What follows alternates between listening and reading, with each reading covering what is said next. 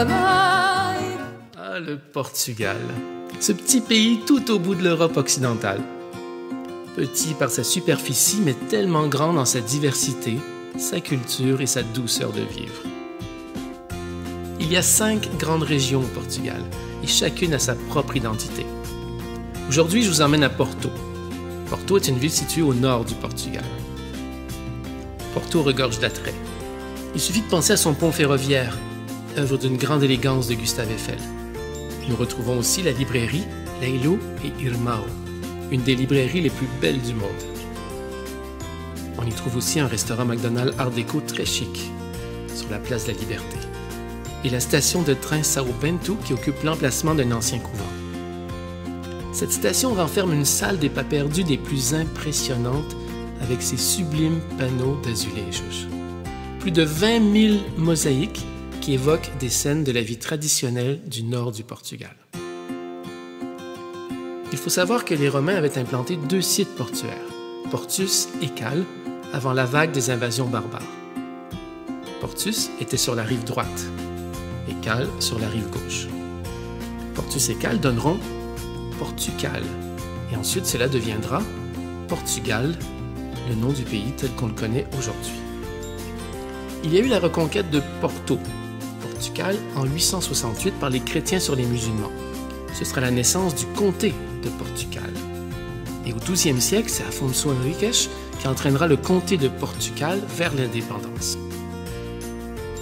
Depuis, la ville de Porto, le port, va affirmer sa vocation maritime, en affinant au cours des siècles son savoir-faire en matière de chantier naval.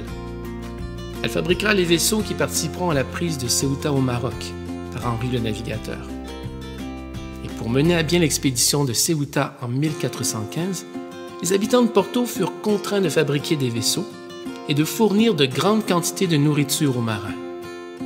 Les habitants devaient donc se contenter des abats.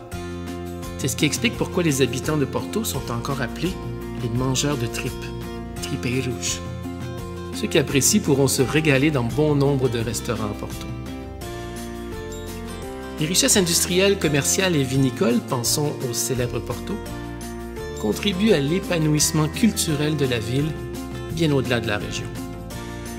La ville de Porto est entrée dans le 3e millénaire en devenant capitale européenne de la culture. Le centre historique a été restauré.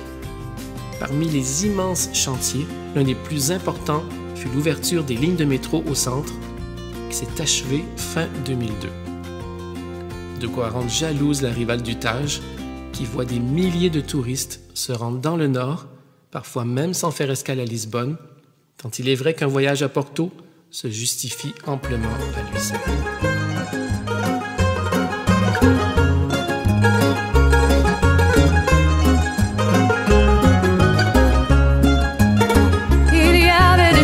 Des chansons, les hommes venaient y boire et rêver, dans la maison sur le port, où les filles riaient fort, où le vin faisait chanter, chanter, chanter.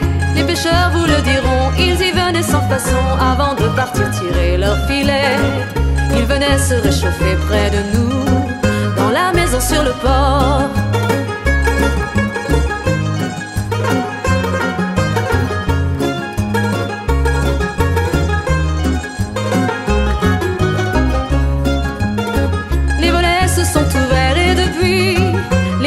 Les filles se sont envolées sous un tube de néon. Un fonctionnaire à l'ordion est perdu dans ses papiers, vieux papiers.